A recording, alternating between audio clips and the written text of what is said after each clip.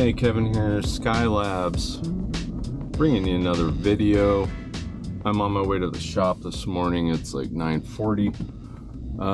Watched a video by Stereo Niche last night, and in the comment section, he got a lot of opinions on the whole "if it ain't broke, don't fix it" topic, and it got me thinking about it a little bit more. As far as capacitors go, it's definitely a hot topic. We made a video on this a while ago, but it did get me thinking because a couple comments that were made on his video, mainly in favor of it, if it's not broke, don't fix it, one was from a retired technician, and then his stance on it is the same: if it's not broke, don't fix it. And one thing I definitely want to say is you can't fix something that's not broken. I have my oil changed on my truck every 3,000 miles. That's why I have a sticker right here that tells me when to do it.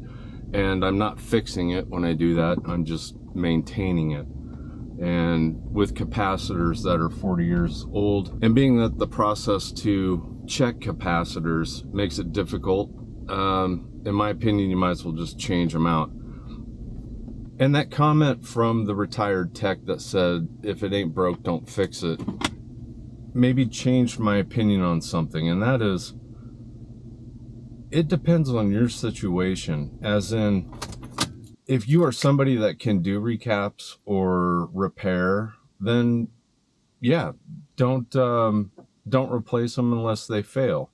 However, if you're like a lot of people out there, these techs are retiring all the time. 2 of our techs are in their 70s. I've only had 2 people come in the door that have wanted to work for Skylabs as a technician, and I hired them both.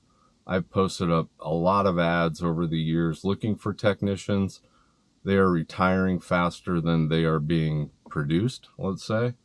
If you have to take your piece of gear, let's say you have to drive it 3 or 4 hours to get to a technician, which is really common, as we have people drive from the 5-state area to bring their equipment to us. And right now we're on a 4-month turnaround for repairs. I know the shop in Kansas City is quoting over a year. So once again, I think it's situational. If you can fix your own equipment, well, don't change it. But to take a piece of equipment in or ship a piece of equipment in for service or repair and only replace the part that is currently broke so that 6 months down the road you're doing it again doesn't make a lot of sense. And why we don't advocate for 100% cap replacement, we don't even offer that service. As a preventative service, we offer replacement of power supply and filter capacitors, or any known issues. If there's transistors that are known to fail, we'll recommend that type of thing. But as far as a blanket, we're going to recap this entire amplifier, we've never done it, and we don't plan on doing it. It's just way too time consuming for us being already backlogged as far as we are.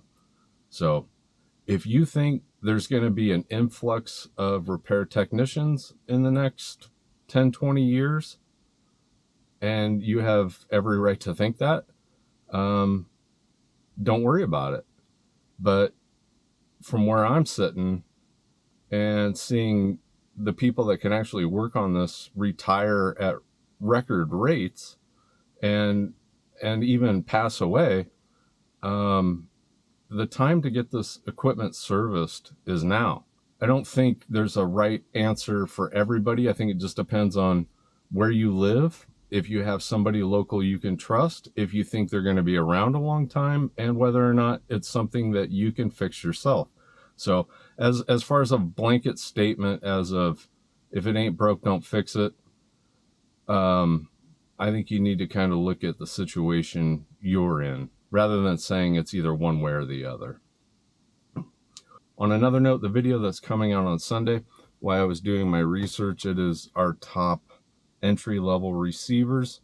While doing my research on eBay and seeing what these units were selling for, I went ahead and just decided to grab one. I picked up an SX535 at a good price, and that way we could just see. I'll unbox it on video, we'll test it, and then I'll go over what we are going to do to it in order to sell it. And we are going to replace the power supply, the filter caps, and there's also some black-legged transistors in this that are going to get changed out, whether it's working or not. If I'm going to sell it to somebody, I want to cut down on the possibility that this is going to walk back in the door in 6 months and have an upset customer because they expect us to check these out and make sure that they're working good before we sell them. And that's what I want to do. So that's what we're going to do. Let's see how it was packaged. And I'll point out those little things that we're going to do to it. Looks like my dad's already here too, which is cool. So we can say good morning to Dad when we get in here.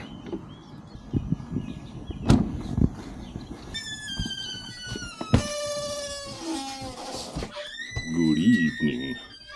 Sounds like we're walking into a Halloween haunted house. Morning, Dad. Morning. Just letting you know I'm shooting video right now. Oh, you are? Yeah, I'll be done here in a second. I'll try and keep you out of it as much as possible.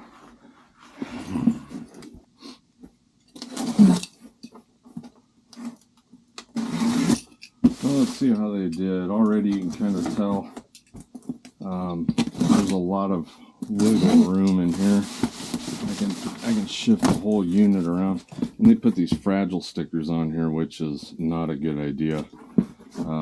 You have to actually purchase the actual fragile ones from the post office, or they're just going to disregard that entirely. Or if anything, you're kind of egging them on. So we got, what, 3 pieces of bubble wrap.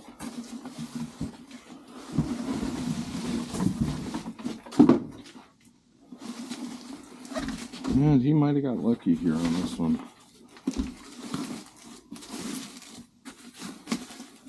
Oh, look at that. See right there? That right there is a cracked piece of glass. So this did not survive. That is not enough packaging. That is not enough protection at all. So I'm not even going to open it up and show you what we would have done, because I need to immediately put in for a refund. Wow. Yep.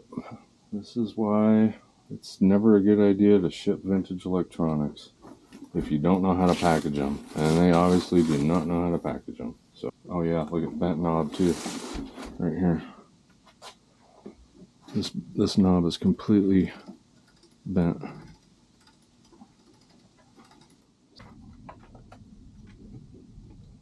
So just to give you an update, I've taken photos, took a short video, and contacted the seller about this 535.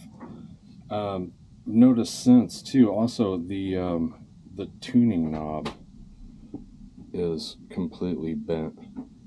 And one of the biggest pros, and the reason why this receiver was on the best entry-level receivers list, was because at the time when I was doing the research, there were 16 of these available on eBay.